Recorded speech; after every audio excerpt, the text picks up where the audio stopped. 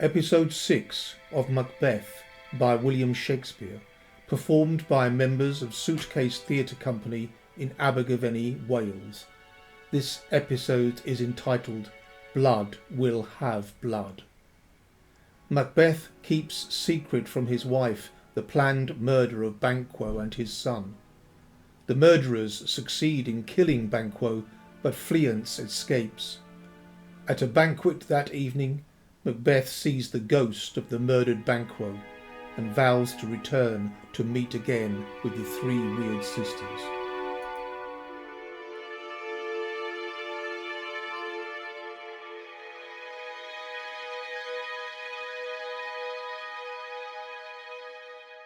Is Banquo gone from court? Aye, madam, but returns again tonight.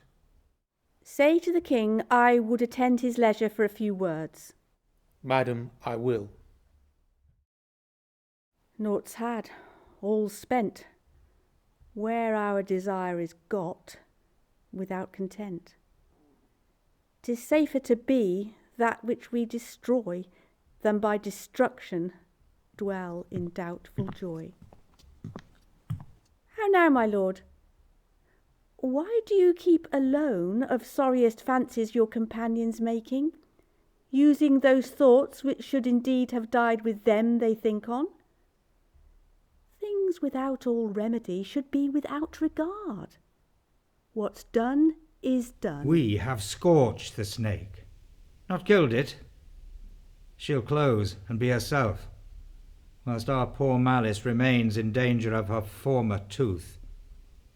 But let the frame of things disjoint, both the worlds suffer, ere we will eat our meal in fear, and sleep in the affliction of these terrible dreams that shake us nightly. Better be with the dead, whom we, to gain our peace, have sent to peace, than on the torture of the mind to lie in restless ecstasy. Duncan is in his grave.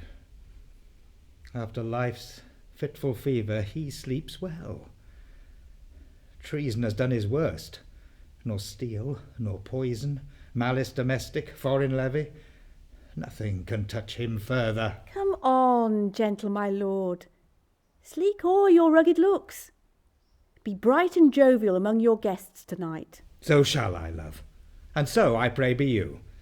Let your remembrance apply to Banquo, present him eminence, both with eye and tongue. Unsafe the while that we must lave our honours in these flattering streams, and make our faces vizards to our hearts, disguising what they are. You must leave this. Oh, full of scorpions is my mind, dear wife. Thou knowest that Banquo and his Fleance lives. But in them nature's cop is not etern. There's comfort yet. They are assailable. Then be thou jocund. Ere the bat hath flown his cloistered flight, ere to black Hecate summons the shard-born beetle with his drowsy hums, hath rung night's yawning peal, there shall be done a deed of dreadful note. What's to be done? Be innocent of the knowledge, dearest Chuck, till thou applaud the deed.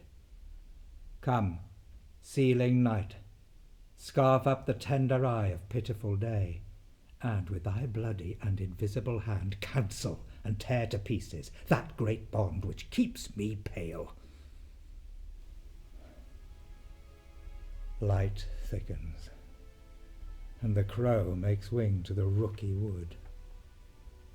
Good things of day begin to droop and drowse, whilst night's black agents to their praise do rouse. Thou marvelst at my words, but hold thee still. Things bad begun make strong themselves by ill. So, prithee, go with me.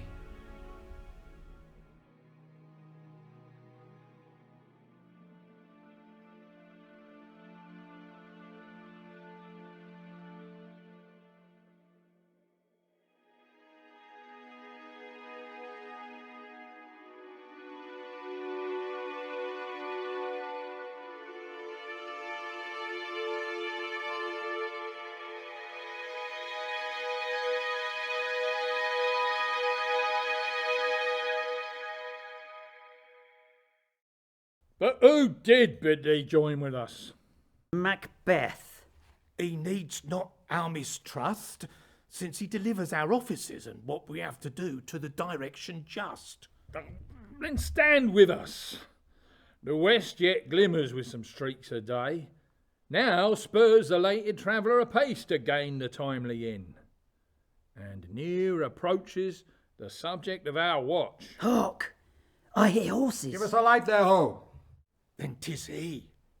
The rest that are within the note of expectation already are i' the court.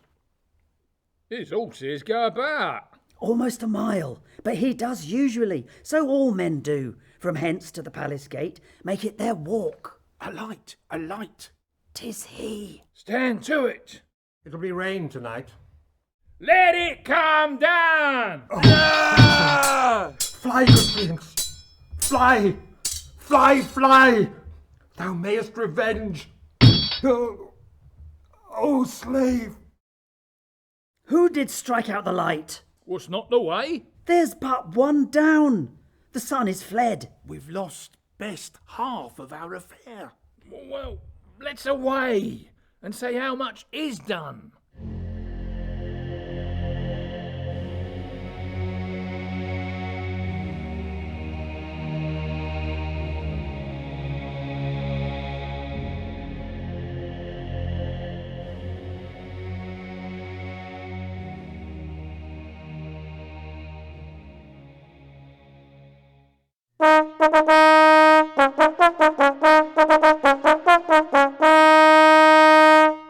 You know your own degrees. Sit down.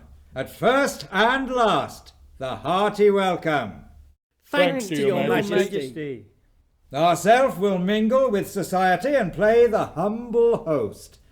Our hostess keeps her state, but in best time we will require her welcome. Pronounce it for me, sir, to all our friends, for my heart speaks they are welcome. See, they encounter thee with their hearts' thanks. Both sides are even. Here, I'll sit in the midst. Be large in mirth. Anon we'll drink and measure the table round.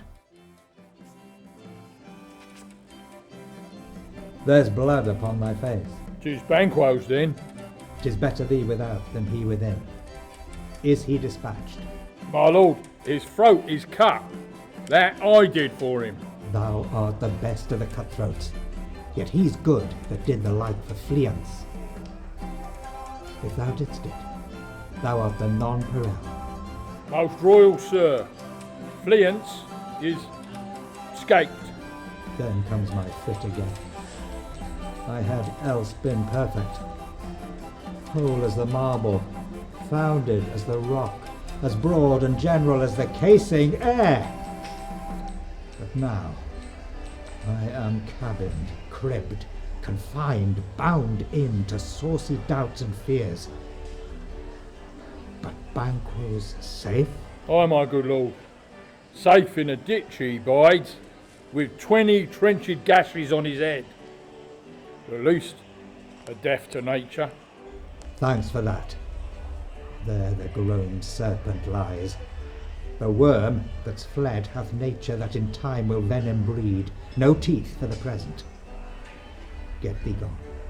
Tomorrow we'll hear ourselves again. My royal lord, you do not give the cheer.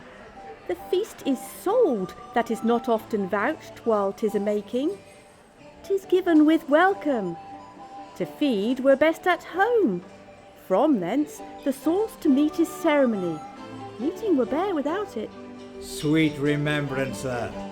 Now, good digestion wait on appetite, and health on both. May it please your highness, sit.